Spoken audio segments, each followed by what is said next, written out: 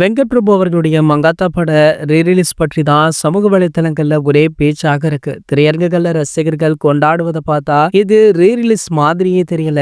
அதிசருடைய புதுப்படம் வந்தா எப்படி இருக்குமோ அந்த அளவிற்கு செலிப்ரேட் பண்றாங்க. பாலாபிஷேகம் தானே செய்யக்கூடாது அப்படின்னு சொல்லியிருக்காரு ஏகே.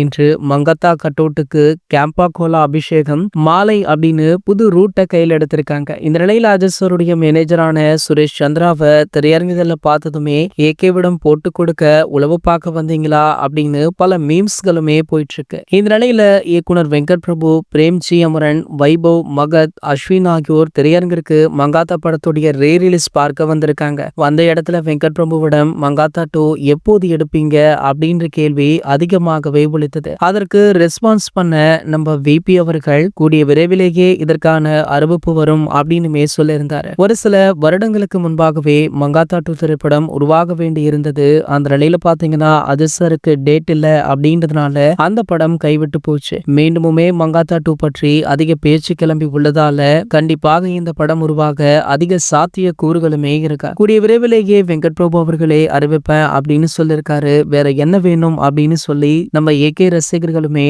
சோசியல் மீடியாக்கள்ல இதனை ட்ரெண்ட் பண்ணிட்டும் இருக்காங்க. இது போன்ற செய்திகளை பத்தி நீங்க உடனே தெரிஞ்சுக்க நம்மளுடைய சேனலை மறக்காம சப்ஸ்கிரைப் பண்ணிக்கோங்க.